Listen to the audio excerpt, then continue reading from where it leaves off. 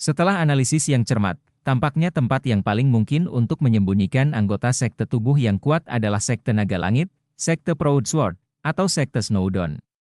Terus terang, dimanapun sekte tubuh disembunyikan, mereka akan menjadi ancaman besar bagi sekte Tang dan Akademi Shrek. Setelah mereka masuk 8 besar, mereka pasti akan menghadapi banyak tantangan. Ketika semua orang dari sekte Tang tiba di arena, tim dari Akademi Shrek sudah melakukan pemanasan dengan lawan mereka dari Akademi Teknik Jiwa Kota Radian. Saat mereka berada di babak pertama, Akademi Shrek pasti akan menjadi yang pertama. 4 putaran hari ini semuanya besar. Matahari sudah berada di langit. Dan cuacanya bagus. Saat sinar matahari yang cerah menyinari bumi, semua orang merasakan kehangatan. Radiant City telah mengalami suhu dingin dalam beberapa hari terakhir, sehingga sinar matahari hari ini membangkitkan semangat semua orang. Wang Qr berdiri dengan tenang di luar zona peristirahatan VIP saat dia melihat ke bawah ke arena, yang telah diperbaiki dari kerusakan yang dia sebabkan kemarin. Tidak ada yang tahu apa yang dia pikirkan. Rambutnya yang berwarna biru bubuk dan bergelombang bermandikan sinar matahari, membuatnya tampak keemasan. Pada saat yang sama, dia seperti pohon plum yang menyendiri di musim dingin. Dia berdiri di sana dalam kesendirian, tampak tidak pada tempatnya. Namun dialah pusat dari semuanya. Ketika semua orang memasuki zona istirahat, Wang Dong'er, yang berdiri di samping Huo Yuhao, berjalan ke arah Wang Qr. Huo Yuhao tertegun, tapi tidak menghentikannya. Dia mempercayainya. Meskipun Dong'er memiliki niat untuk berkompetisi melawan QR, dia tidak akan bertindak gegabah, terutama setelah apa yang terjadi terakhir kali. Wang Dong'er berjalan di samping Wang QR. Demikian pula, sinar matahari menyinari rambutnya yang sehalus sutra. Sinar matahari yang dipantulkan bahkan lebih intens, tapi setidaknya tidak buram seperti cahaya yang dipantulkan rambut Wang Qr. Wajah mereka terlihat sama persis, meski ada sedikit perbedaan usia. Ketika kedua gadis itu berdiri di sana, mereka tampak seperti berasal dari lukisan. Wang Qr merasakan Wang Dong'er muncul di sampingnya, dan menoleh ke arahnya. "Mengapa kamu di sini?" tanya Wang Qr. Wang Dong'er tersenyum tipis dan berkata, "Bukankah aku mengatakannya hari itu? Kamu adalah adikku. Kompetisi akan segera dimulai, jadi aku di sini untuk memeriksamu." Wang Qr berkata dengan dingin, "Jika kamu di sini untuk pamer, kamu boleh pergi." "Kamu menang." Wang Dong'er tercengang, tapi segera mengerti apa maksud Wang Qr. Dia menghela nafas dan berkata, "Tahukah kamu, setelah pertengkaran hari itu, dia memarahiku. Itu adalah pertama kalinya dia marah padaku." Wang Qr mengerutkan kening dan berkata, "Jadi mengapa kamu memberitahuku ini?" "Dia pasti takut kamu akan disakiti olehku." Wang Dong'er menggelengkan kepalanya sedikit dan berkata, "Bukan hanya itu. Saya juga bisa merasakan bahwa dia sangat mengagumi Anda. Selain itu, Anda telah menyelamatkannya berkali-kali. Terlepas dari apakah itu dia atau saya, kami berdua berterima kasih padamu. Jika bukan karena fakta bahwa aku tidak bisa mengkompromikan perasaan kami padanya, aku sangat ingin menjadi adikmu.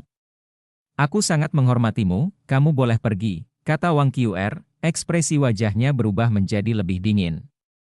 Wang Dong'er menundukkan kepalanya dan berkata, "Saya tahu, apapun yang saya katakan, Anda akan memperlakukannya seolah-olah saya sedang mengejek Anda. Namun, yang bisa saya katakan hanyalah bahwa saya tidak membenci Anda. Sebenarnya, aku menyukai kegigihanmu." Dengan itu, dia akhirnya berbalik ke tempat anggota lain dari sekte Tang sedang beristirahat. Dia mengambil 2 langkah, berhenti, lalu menoleh untuk melihat Wang Qr dan berkata, "Kak, kamu harus menang." Ketika dia mendengar kata, "Kakak," hati Wang Qr, entah kenapa, bergetar. Lengannya yang kencang dan kuat mengepal erat saat dia mengangguk dengan satu gerakan kuat. Bibir merah Wang Dong bergetar saat dia kembali ke sisi Huo Yuhao. "Apa yang kamu katakan padanya?"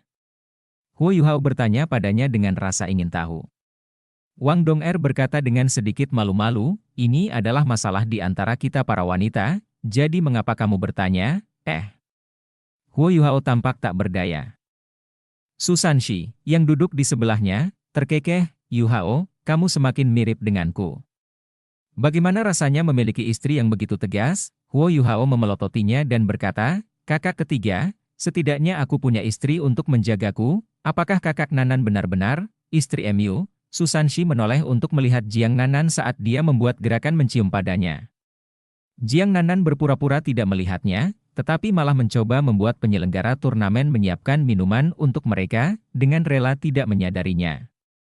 Susanshi menoleh ke belakang dan menatap ke arah Wo Yuhao dan berkata, "Yuhao, kamu mempelajari semua hal yang salah. Sekarang kamu tahu cara memukul di tempat yang sakit." HMPH, Wo Yuhao tertawa kecil. "Kamu yang memulainya, oke?" Anggota dari setiap tim semuanya hadir, termasuk mereka yang berasal dari sekte Roh Kudus.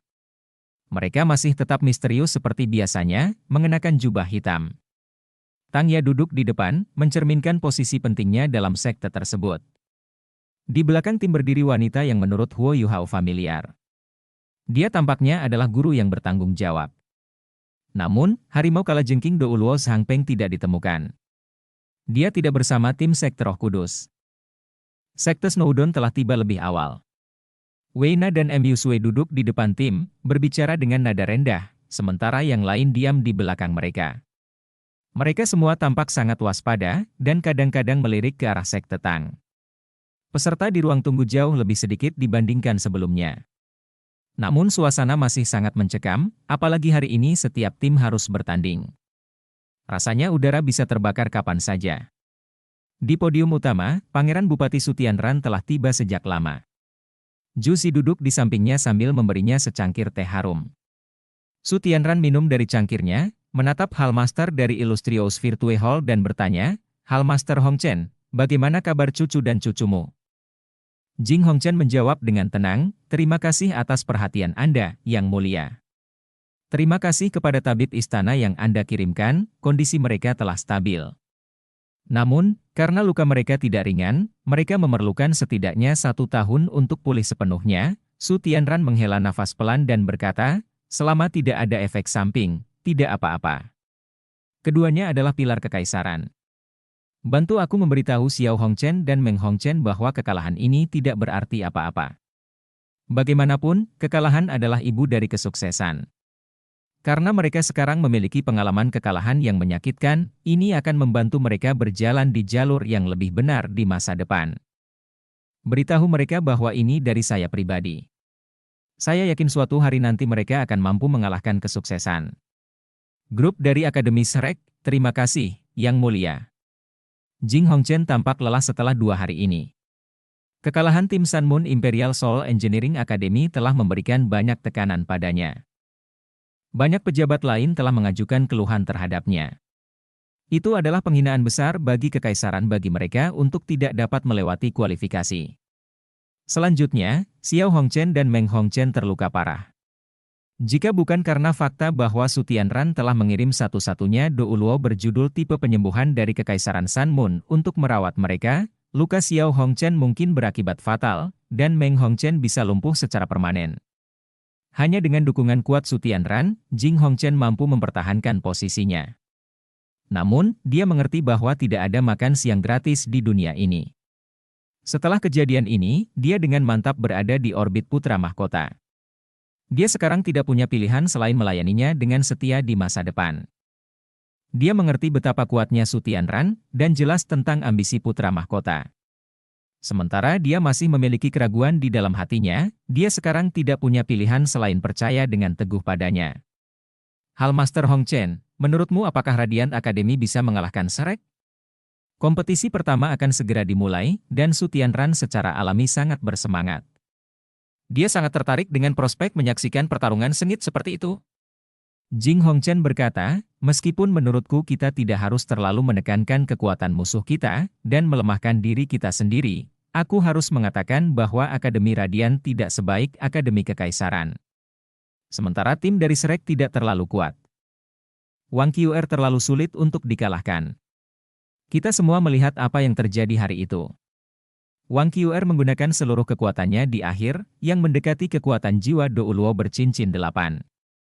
Jika tidak, di sana tidak mungkin dia bisa mengalahkan cucu dan cucuku. Dengan kapten seperti itu, tim dari Akademi Shrek memiliki peluang yang sangat bagus." Su Tianran mengangguk, menghela nafas, dan mengakui, "Kami benar-benar tidak bisa meremehkan fondasi Akademi Shrek yang berumur 10.000 tahun. Pengajar kekaisaran misterius yang duduk di sebelahnya tiba-tiba berkata, tidak peduli berapa lama mereka berdiri, mereka juga membutuhkan bakat. Menurutku tim dari Akademi Shrek dan Sekte Tang berisi semua bakat mereka untuk generasi ini. Mata Su Tianran bersinar ketika dia tersenyum dan berkata, guru kerajaan benar, Juzi, yang duduk di sebelah Su Tianran, tidak berkata apa-apa. Jejak senyuman terlihat di wajahnya. Dia melihat ke bawah ke arena, dan di kedalaman matanya, terlihat sedikit kekhawatiran. Zheng San, Doulo yang tak bisa dipecahkan, adalah wasitnya. Sejak dia mengikuti kompetisi, tingkat cedera menurun drastis. Dia menjadi wasit di semua babak penting. Seperti hari ini. Babak pertama untuk 8 besar, Shrek Academy versus Radiant City Soul Engineering Academy. Semoga rekan satu tim dari kedua tim memasuki zona tunggu.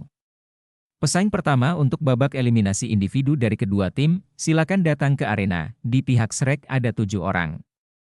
Kombinasi mereka persis sama dengan yang mereka gunakan untuk menghadapi Akademi Teknik Sun Moon Imperial Soul. Mereka adalah Wang Qiuer, Dai Huabing, Julu, Ning Tian, Cao Jinxuan, dan saudara perempuan Lan. Ini adalah tim standar mereka. Di babak sebelumnya melawan Akademi Teknik Jiwa Kekaisaran Sun Moon, mereka tidak bekerja sama dengan sempurna. Ini karena setelah Wang Qiuer terkena sinar penuaan. Dai Huabing dan Julu melepaskan kekuatannya terlalu dini, menyebabkan mereka hampir kehilangan kendali dalam persaingan. Karena hal ini, Wang Qiuer memarahi mereka dengan kasar ketika mereka kembali. Namun, Wang Qiuer memahami dengan jelas bahwa jika bukan karena perpaduan Huo Yuhao, meskipun sinar penuaan mungkin tidak benar-benar membuat usianya bertambah, tidak mungkin dia bisa mengalahkan Meng Hongchen dan Xiao Hongchen karena penipisan besar-besaran kekuatan jiwanya di waktu itu. Namun, hal ini membuatnya semakin tidak bahagia. Dia tidak ingin menunjukkan kelemahan di depan Huo Yuhao. Ketika dia memasuki ruang tunggu, Wang Qiuer melompat ke arena bahkan tanpa duduk. Tim dari Akademi Teknik Jiwa Kota Radiant memasang ekspresi tidak menyenangkan di wajah mereka. Tidak ada seorang pun yang ingin melawan gadis naga emas yang sangat kuat ini. Tombak naga emas miliknya dapat menyerang baik dekat maupun jauh, dan hampir mustahil untuk dilawan. Banyak orang percaya bahwa dia adalah pesaing paling kuat di seluruh turnamen, terutama setelah dia mengalahkan saudara kandung Hong Chen. Siapa yang berani melawannya? Namun, ini adalah babak penyisihan individu, dan mereka harus mengirim seseorang untuk menghadapinya. Karena dia sudah maju. Seorang pemuda melompat keluar dari sisi tim Akademi Teknik Jiwa Kota Radiant dan mendarat di arena. Pemuda itu tampan, dan tubuhnya tegap. Dia tampak seperti sepotong batu giok, dan matanya bersinar penuh percaya diri. Dia melangkah dengan percaya diri ke tengah arena, tempat Wang Qiuer sedang menunggu. Sebutkan namamu. Shrek, Wang Qiuer, katanya dengan sikap lugasnya. Akademi Teknik Jiwa Kota Radiant, Lu Jun. Halo, gadis naga emas, senang bisa melawanmu. Tolong tunjukkan belas kasihan. Lu Jun berbicara dengan Wang Qiuer dengan sopan, tetapi dia tidak menunggunya selesai sebelum dia berbalik untuk berjalan ke pinggiran arena, sama sekali mengabaikan pemuda tampan ini. Mulut Lu Jun bergerak-gerak. Dia tidak menatapku sama sekali. Kepribadian yang luar biasa. Saya suka itu. Penampilan kuat Wang Qiuer, ditambah dengan wajahnya yang cantik, menarik banyak orang. Semua orang yang mengira mereka punya kesempatan, baik itu master jiwa atau insinyur jiwa, mencoba mengajaknya kencan, termasuk Lu Jun. Mata Doulo yang tak bisa dipecahkan berbinar. Pemuda ini memang pintar. Sebagai seorang soul engineer, yang terpenting adalah menggunakan kelebihannya sendiri untuk menyerang kelemahan lawannya. Aturan turnamen yang ditetapkan oleh Kekaisaran Matahari Bulan sudah mendukung para insinyur jiwa. Memanfaatkan mereka dengan bijak sangatlah penting. Lu Jun rupanya sudah merencanakan ini sebelumnya. Setelah dia melompat, dia menggunakan seluruh kekuatannya. Dalam prosesnya, alat jiwa tipe terbang sudah siap. Ketika dia melompat, ada jeda sesaat. Wang Qiuer cepat, tidak diragukan lagi. Namun, betapapun cepatnya dia harus melintasi jarak 100 meter. Ketika dia sampai padanya, Lu Jun sudah berada 20 meter di atas tanah. Ini sudah berada di luar radius pertempuran jarak dekat Wang Qiuer. Namun, Wang Qiuer tidak mudah menyerah, dan dia tidak kekurangan pengalaman bertempur. Dia bergegas maju, menyentuh tanah, menekuk lututnya, dan saat berikutnya, semua orang mendengar ledakan dari tanah. Sebuah lubang selebar sekitar 2 meter muncul, dan tubuhnya seperti cangkang meriam emas yang melesat ke udara setelah Lujun. Dia mencengkeram tombak naga emasnya. Dengan kecepatannya, tidak sulit baginya untuk mengejarnya. Pada saat ini, seseorang dapat dengan jelas melihat strategi tandingan yang telah disiapkan Akademi Teknik Jiwa Kota Radian untuk Wang Qiuer. Saat dia menyadari bahwa Wang Qiuer hendak mengejarnya, Lu Jun, yang berada di udara, mengaktifkan Invincible Barrier miliknya. Ketika Wang Qiuer melawan Akademi Teknik Jiwa Kekaisaran Sun Moon, dia mampu mencetak kemenangan demi kemenangan. Namun, dalam pertarungannya melawan Ding Xiaobu, dia terhenti. Ini menjadi inspirasi bagi Akademi Teknik Jiwa Kota Radian. Jika bukan karena kepengecutan Ding Xiaobu, dia pasti bisa melemahkan Wang Qiuer.